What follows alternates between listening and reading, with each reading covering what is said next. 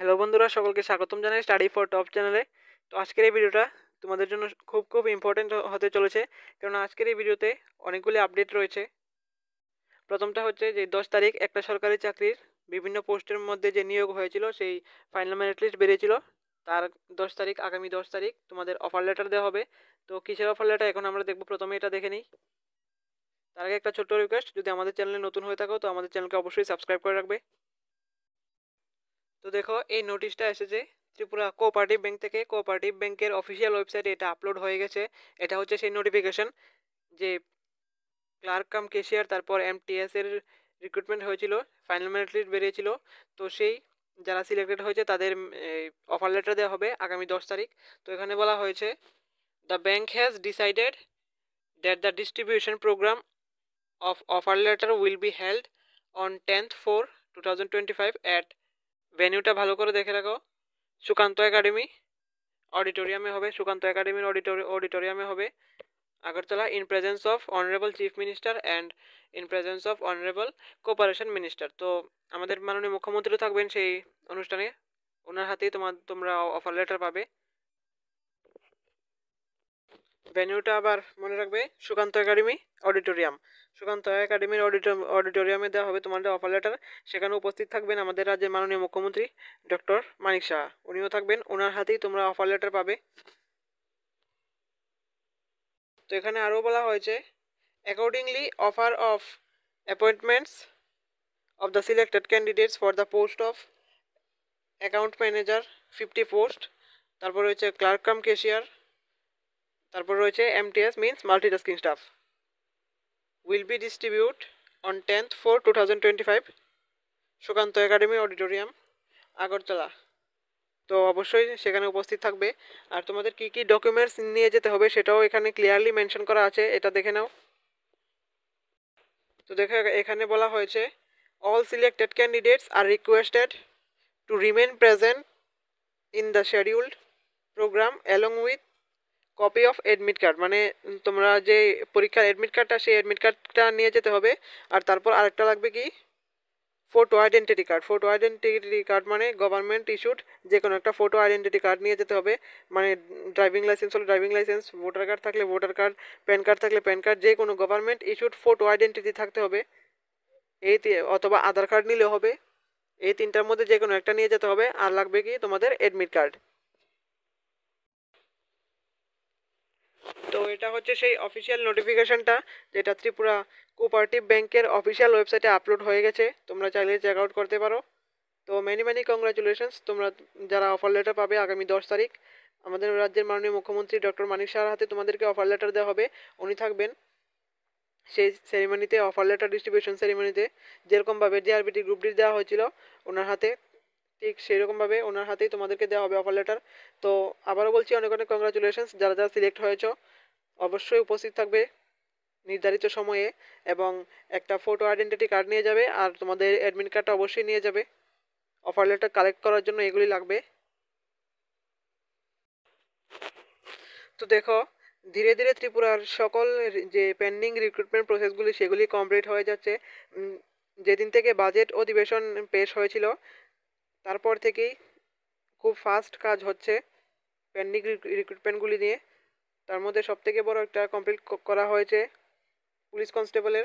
Police constable তোমাদের merit list already out হয়ে গেছে, তোমাদের এখন অফার লেটার দেওয়ার বাকি। বাজেট অধিবেশন শেষ হওয়ার সাথে সাথেই তোমাদের রেজাল্টটা দিয়ে দিয়েছে। তো এটার অফারও তোমরা খুব শীঘ্রই পেয়ে যাবে। তারপর তোমাদের ট্রেনিং করানো হবে, ট্রেনিংয়ের পর তোমরা জয়েনিং করে নেবে।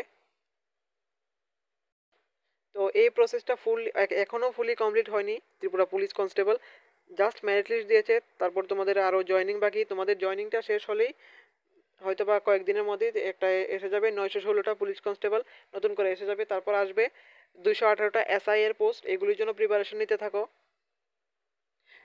তো দেখো, এটা হচ্ছে যে সব রিক্রুটমেন্ট প্রসেসই ক্যান্সেল না, কমপ্লিট করা হচ্ছে। শুধুমাত্র ফায়ার সার্ভিসটা ক্যান্সেল করা হয়েছে।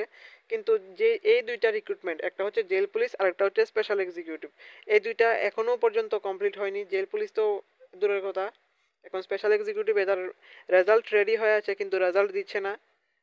এটা চাইলে সরকার কমপ্লিট করিয়ে নিতে পারে, কিন্তু কেন দিচ্ছে না ওরা চাইলে রেজাল্ট আজকেও দিয়ে দিতে পারে। জাস্ট ওরা বলছে final authority, higher authority approval দরকার, হায়ার অথরিটির অ্যাপ্রুভাল দরকার। তো কী কারণে অ্যাপ্রুভাল দিচ্ছে না এটা তারাই জানে।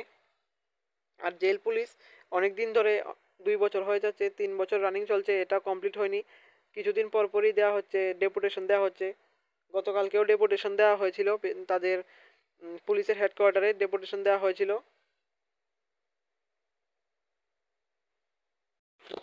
যারা ডেপুটেশনে গিয়েছিল ওরা বলছে ফায়ার সার্ভিস ক্যান্সেল হয়ে গেছে, তো আমাদের তাও হয়তো বা ক্যান্সেল হতে পারে। তো জেল পুলিশ নিয়ে এখনও পর্যন্ত কোনো আপডেট নেই এটা ক্যান্সেল হবে কি না। আর স্পেশাল এক্সিকিউটিভ এটা ক্যান্সেল হবে না 100% শিওর, যেহেতু ত্রিপুরা পুলিশ ডিপার্টমেন্টে অনেক কর্মী সংকট রয়েছে, তো ক্যান্সেল হবে না। তোমাদের রেজাল্টও দিয়ে দেবে।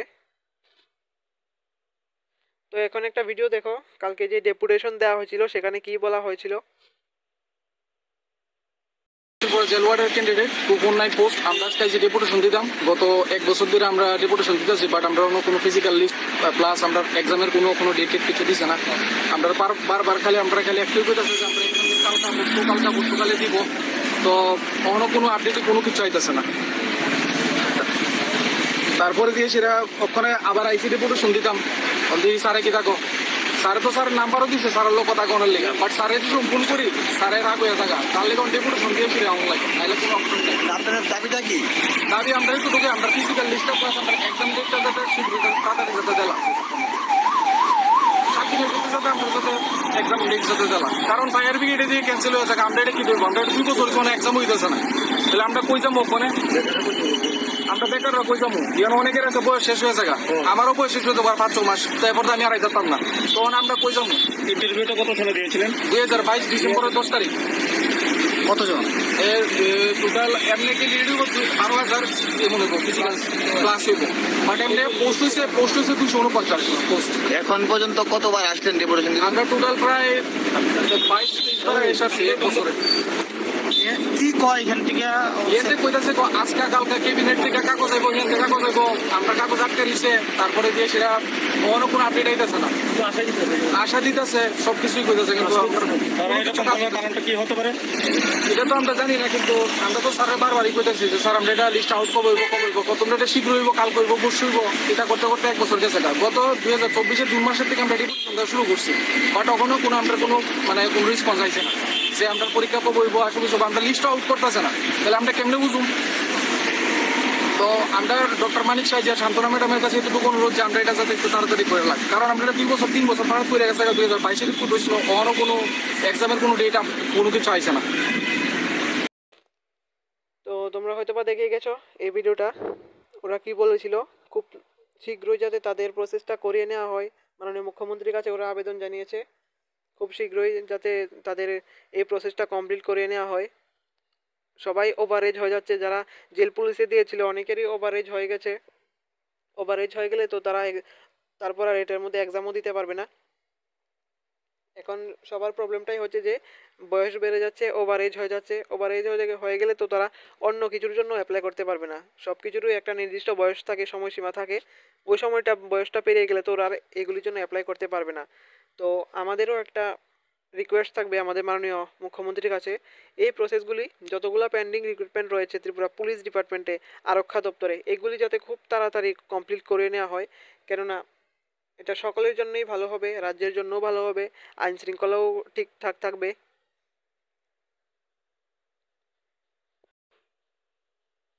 আশা রাখছি এগুলি কমপ্লিট হয়ে যাবে, বেশি দিন সময় লাগবে না।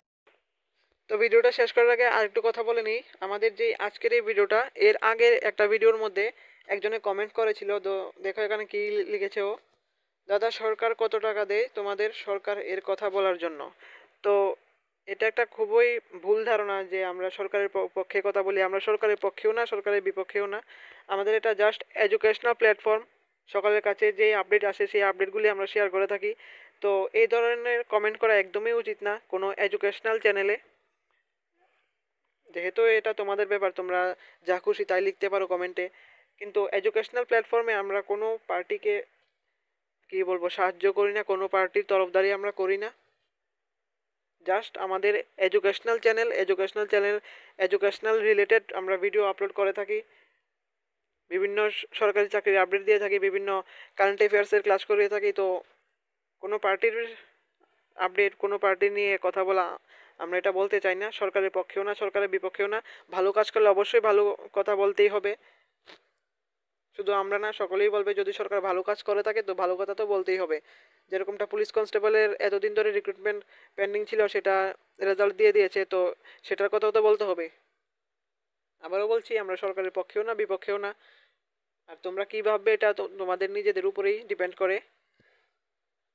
তো থাক, এই নিয়ে আর কিছু বলবো না। তো আজকের ভিডিওটা এতটুকুই। এরকম ইনফরমেটিভ ভিডিও সবার প্রথমে পাওয়ার জন্য সাবস্ক্রাইব করুন আমাদের চ্যানেলকে।